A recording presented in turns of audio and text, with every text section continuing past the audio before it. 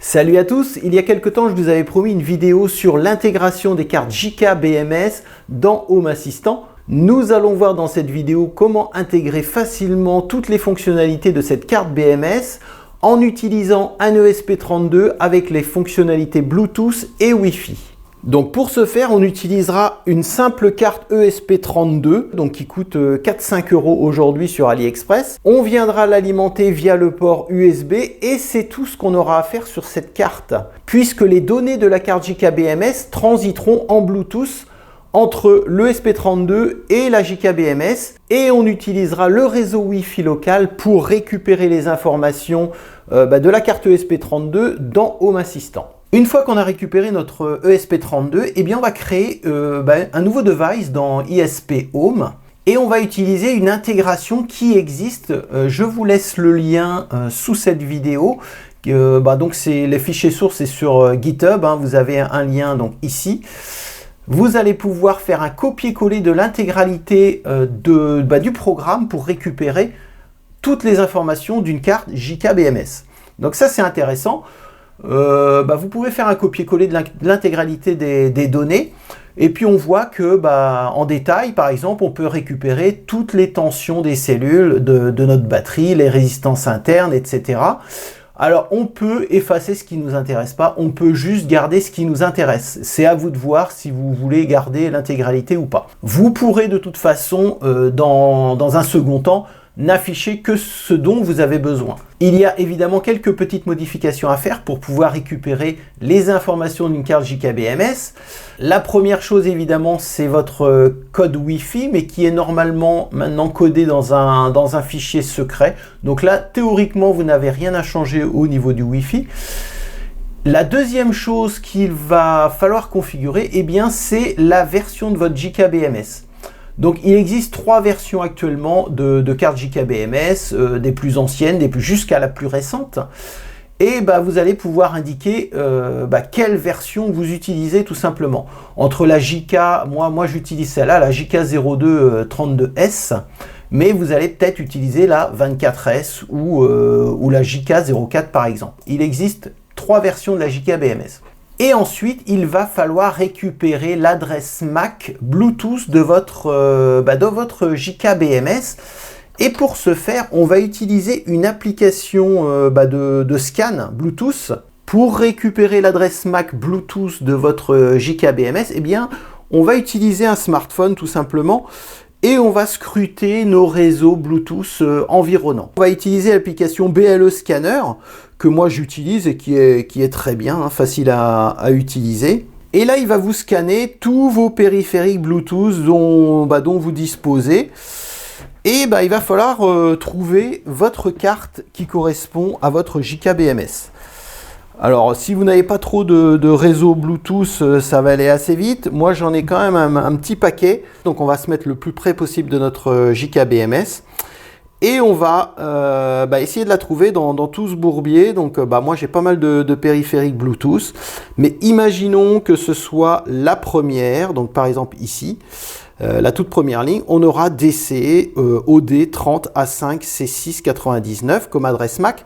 On va relever l'adresse MAC de notre JK BMS et cette adresse MAC, on va la rentrer dans notre fichier de configuration ISP Home. Donc, on va la rentrer à cet endroit où on a MAC adresse. On va rentrer l'adresse qu'on a réussi à scanner avec le logiciel. Une fois qu'on aura renseigné notre adresse MAC, donc qui correspond à notre réseau Bluetooth de notre JK BMS, on va sauvegarder et installer sur notre carte ESP32, donc comme n'importe quel programme sur une carte ESP32. Une fois que cette carte sera installée et fonctionnelle, donc alors évidemment le ESP32 doit se trouver à portée de la JK BMS, donc on la met sous tension, on l'alimente, mais on la met pas très loin de la JK BMS puisque le Bluetooth, on le sait, ne porte pas très loin. Donc on va la mettre à proximité tout simplement de notre JK BMS ou de notre batterie. Ensuite, dans les paramètres, on va aller voir dans ISP Home et normalement, il doit nous trouver un appareil supplémentaire, donc on vient de rentrer. Et là, on aura un JK BMS qui va apparaître. On peut cliquer dessus et vous voyez qu'il y a tout un tas d'informations que l'on récupère de notre carte BMS.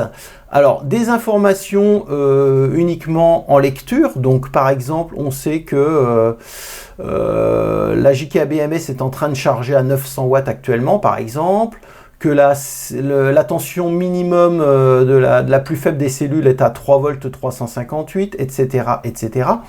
On a évidemment la tension de notre batterie à 53 volts 77, mais on a aussi toute une partie configuration que l'on va pouvoir modifier directement dans Home Assistant, donc ça c'est quand même pas mal. Et puis on a une partie contrôle où là on peut activer ou désactiver la gestion Bluetooth de notre carte ESP32, parce qu'il faut savoir, lorsque vous êtes connecté en Bluetooth avec le ESP32, eh bien vous ne pouvez plus vous connecter avec un smartphone. Donc si vous souhaitez vous connecter à votre JK BMS avec votre smartphone, eh bien il va falloir déconnecter Home Assistant de la JK BMS tout simplement, sinon vous ne pourrez pas y accéder. Vous avez une partie ici de contrôle qui vous permet d'activer la charge, désactiver la charge et la décharge pareil.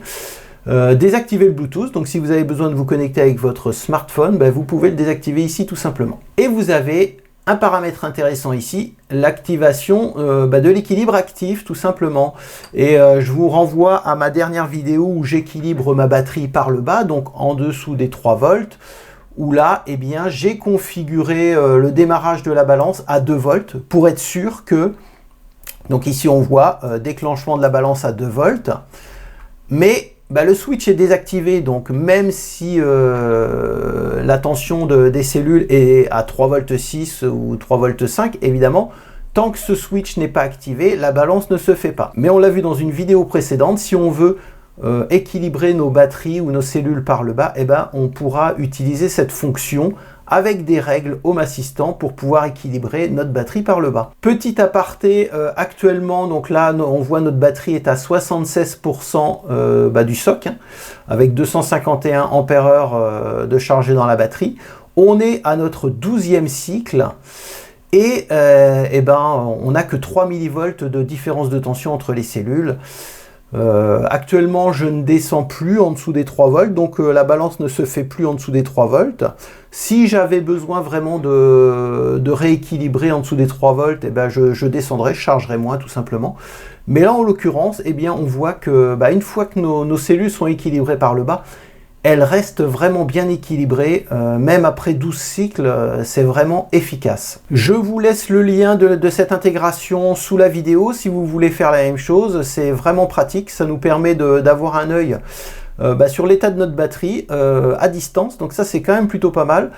Et puis ça permet aussi d'établir des règles si on veut pour couper la charge ou la décharge de la batterie en cas de dysfonctionnement pour avoir une protection supplémentaire. C'est quand même hyper simple d'intégrer des périphériques qui disposent de la connectivité Bluetooth sans avoir de connexion à faire avec la carte ESP, donc ça c'est bien. Ça évite des mauvaises manips et ça simplifie vraiment les choses. Je vous l'avais montré, j'utilise cette fonctionnalité entre mon régulateur de charge Victron qui est en Bluetooth et maintenant ma JK BMS tout simplement. Alors je pourrais faire la même chose avec mon autre batterie avec le CPLOS. On verra ça plus tard. Pour l'instant ça fonctionne comme ça.